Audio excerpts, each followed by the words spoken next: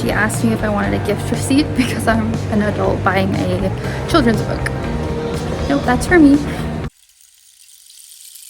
Hello, welcome back to my channel. Today we are going to be discussing Rick Riordan's latest release, Percy Jackson and the Olympians, The Senior Year Adventures, Book 2, Wrath of the Triple Goddess, aka the longest name ever. I didn't realize they had put this like subheading in of The Senior Year Adventures. Anyways, I've been a big Percy Jackson fan since I was a kid. I'm continuing to read the books, even though I've definitely aged out of these books, technically. I'm actually turning 28 later this year, FYI. But yeah, last year I think it was, I read the first book in this series, in this new series, which was called The Chalice of the Gods. And I did a whole reading blog for it. It's spoiler free. I'll link it below if you want to check it out. Obviously, they put that book out kind of in promotion of the new Percy Jackson show that was coming out on Disney+.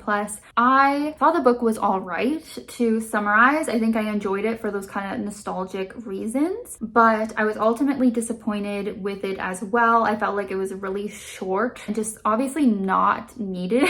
And the stakes were really low because this takes place when Percy is trying to get into college, and we've already read books where he's already in college, and he's just basically trying to get these 3 letters of recommendation so he can get into the demigod college. In the first book, he of course goes ahead and gets his first letter. This is the second book where he'll be getting his second letter, and then the third book will be where he gets his third and final letter, presumably. I'm gonna go ahead and make this a non-spoiler vlog again so anyone can watch it. So there might just be spoilers maybe for like the first book in this new series, but that's all. I want to be able to give a review that anyone can watch. I'll also note that I did not enjoy the Percy Jackson TV show. If you're wondering about my thoughts on that, I really thought it was not good. So don't know if that's going to taint my overall view of the Percy Jackson world now. Hopefully not. Hopefully I can still enjoy this. Let's see what the actual plot of this book is. Like I just said, Percy needs recommendations to get into the new Rome University. He already earned his first one. Now the goddess Hecate has offered Percy another opportunity. All he has to do is pet sit her polecat Gale and hellhound Hecuba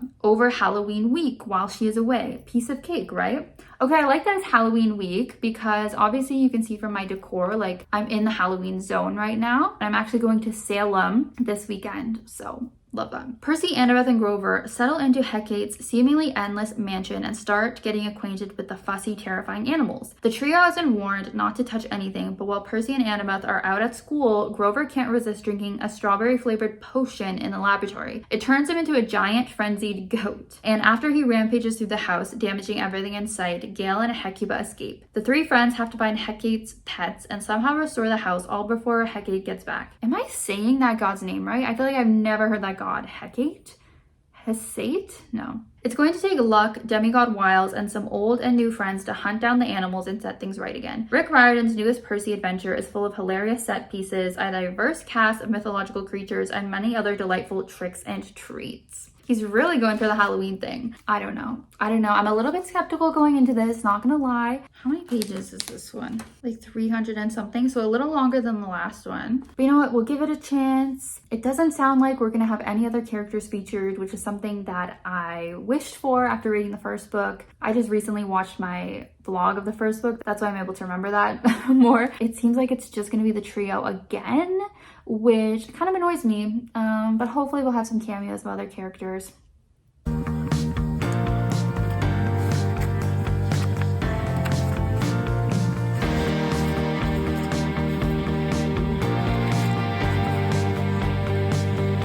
Hello vlog, here to check in for Wrath of the Triple Goddess. I am about 65 pages into the book, and it's really fun because, as I think I said in the intro to this video, I recently just went on a trip to Salem, Massachusetts, obviously the location of the witch trials, and they already were kind of in their Halloween mode celebration. I don't think I'm gonna put any clips into this vlog. I think I'm gonna save it for my vlog later in the month, which is a witchy vlog, so be sure to subscribe and check that out when it's out. And I think I will post a YouTube shorts, so I'll link that too so you can see more of my trip to Salem and Boston. It worked out because this book is kind of centered around Halloween and the goddess Hecate, who is the goddess that has asked Percy for help and that he's going to be doing a quest for to get his second letter. And she is the goddess of Halloween, basically. She's the goddess of all things like witchy, spooky, ghosts, all that kind of stuff. So it really fits that Rick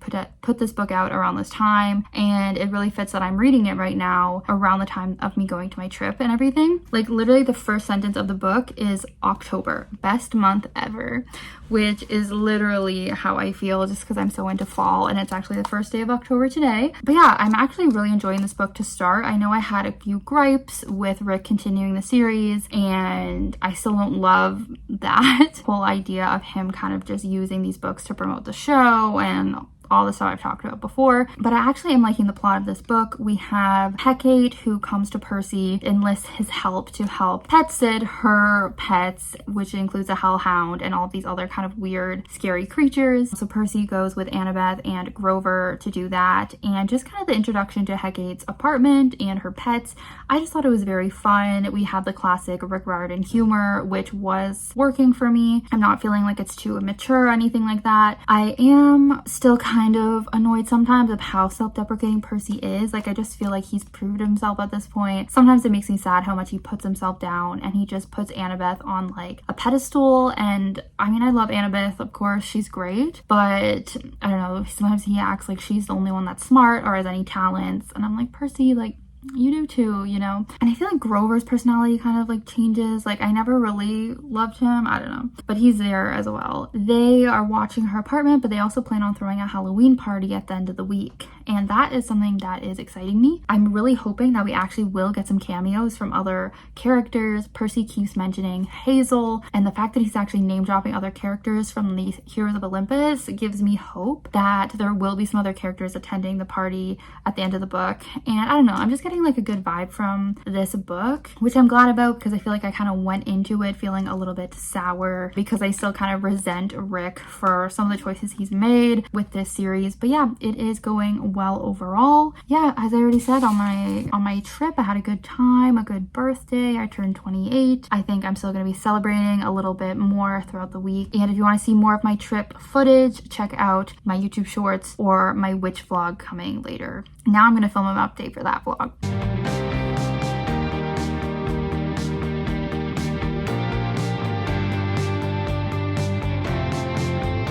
Hello, I thought I would do another check-in for the book, The Wrath of the Triple Goddess. I am on page 133, still going well, still enjoying it. It's a very lighthearted, fun little time. I know I mentioned before that it wasn't feeling too immature or anything like that. I can read it as a 28-year-old woman, a newly 28-year-old woman, and still enjoy it. That being said, like, of course it is still quite juvenile. It's literally about these kids, these high schoolers, chasing down dogs that got loose, you know what I mean, around New York City. So it is still quite silly, low stakes, all that kind of stuff. For some reason, I feel like I'm still enjoying it, probably more than the first book. I feel like I just like the goddess that we are learning about with Hecate more than whichever goddess or god was in the first book in this series. So I feel like I would recommend it to Percy Jackson fans who really, really adore these characters of like Percy and Annabeth and them as a couple, because of course we're getting fun moments between them, cute moments between them. But I also feel like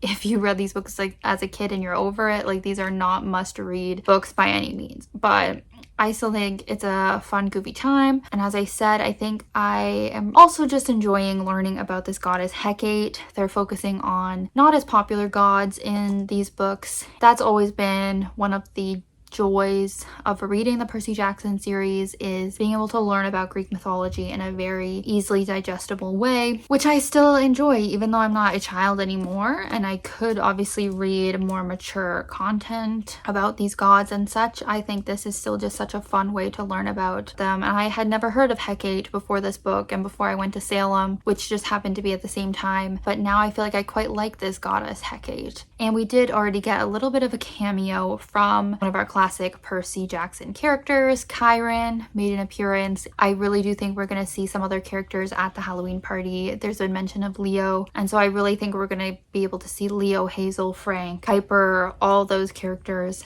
at the party. So there's still hope for that. And then yeah, if you're a big animal lover, like there's a lot of focus on the dogs and the pets as well. So that is a cute aspect of the book too. So not too much to report, to be honest, about this book at this point, but there's a little update for you for now.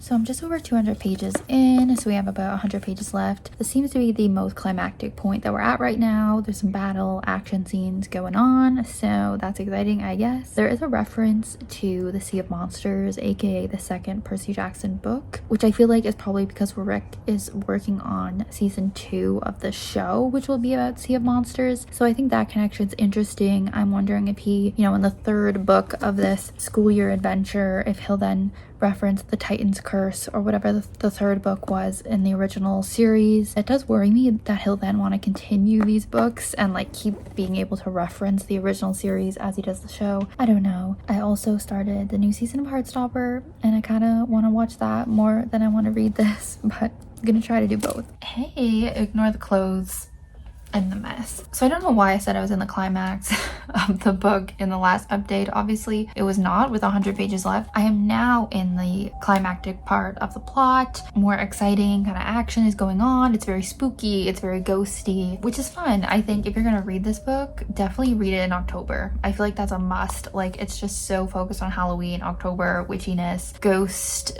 spookiness. Like, you gotta read it in October if you're going to. So I'm almost done now. I'm at page 292. Probably gonna finish it tonight, probably within a few minutes. I don't know. I do feel like there's some moments where I am cringing though. I feel like maybe because I've actually been kind of binge reading it today, reading it for longer periods of time. There's just moments where I'm like, this writing is kind of cringe. Like, it's kind of forced. Like, Rick is clearly trying to constantly make these little quips, these little jokes in Percy's head, and it kind of gets a little bit old. I don't know if I would have felt that reading the original series, but that's kind of how it's coming across a little bit. But yeah, still overall a good time. I'm probably leaning towards like a 3.5 rating, but I'll let you know for sure once I actually fully finish it.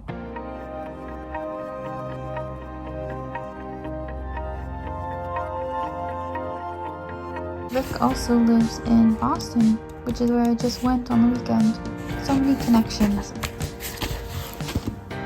Done. Alright, I'm happy to share I did finish the book last night, and I did decide to go with a rating of 3.5 stars just because I do continue to have issues with this continuation of the Percy Jackson world. As much as I love the nostalgia and I still do think Rick is a funny guy with his writing, there's definitely a lot of flaws with this series. I will say they did end up having the Halloween party at the end, and none of our characters that we know attended. It was a bunch of random demigods that I'm fairly sure we have never heard of before. They were just these random people that Percy and Annabeth apparently knew, but I don't think as readers we have ever seen them before. So there was no real like payoff with that as well. It just continues to show that, like, I don't know, Rick is just literally trying to promote the TV show and only focus on like Percy, Annabeth, and Grover. Even with those characters, like, they read more like the TV show characters than the original book characters. I kind of went down a bit of a rabbit hole this morning looking at negative reviews of this book. I think the reason I didn't feel as negatively as some people is that I am so kind of removed from the original series. I read those books like 15 years ago or 10 years ago or whatever, and I haven't been like rereading them or anything like that. So I see why fans who have read the original series like more times or more recently would have more issues, because apparently there was a lot of continuity issues where things in this book are not matching the previous books. Characterization things are not matching up. So I definitely think if you're like a huge fan of the original series and you're not like as removed from it, then you probably don't want to read this. But if you're kind of maybe more a casual fan, I guess, like me, and you haven't reread them recently and you're like, oh, I just want like a kind of lighthearted little fun book, then it's more for those type of readers. Or I guess if you're a fan of the TV show, it would be good for you. I don't know who's a fan of that TV show, but it's not good. And yeah, I just definitely think the quality of the series obviously is not holding up to the original books, and I do wish Rick had just not continued writing books and I guess just focus on his little TV show, because yeah, it's just not the same. Or I saw some people joking that he has like a ghostwriter, which maybe he does, to be honest, because yeah, as I was saying in a previous update, there were definitely cringy moments. There were, you know, funny moments that weren't always working for me. It felt a little bit forced. And the same thing I've said before as well, it does really bug me that they act like Annabeth is this perfect being and Percy is so dumb, and he's always just internally like putting himself down and acting like he's so dumb. Like that is one of the biggest critiques I saw in those negative reviews that I read. People really don't like that, and that is something that I definitely was feeling as well. So these books are definitely not perfect, but I've kind of said, I think, enough that you can take this information and judge for yourself if you want to bother reading these books or not, spending your money on them or not. Yeah, I ended up with a 3.5, pretty mid, pretty enjoyable, but definitely if you're a hardcore fan, you're gonna have a lot of issues potentially. So that is Wrath of the Triple Goddess. Let me know your thoughts below if you've read it. I know I was spoiler free in this video, but feel free to write any spoilers to me as long as you say a little warning, and we can discuss more about it if you'd like. Or let me know what you thought of the TV show as well. So thank you guys so much for watching. Be sure to subscribe if you've not already for more bookish videos and reviews like this. And I hope you guys have a great spooky season, a great Halloween season, and I'll see you soon in a new video. Bye.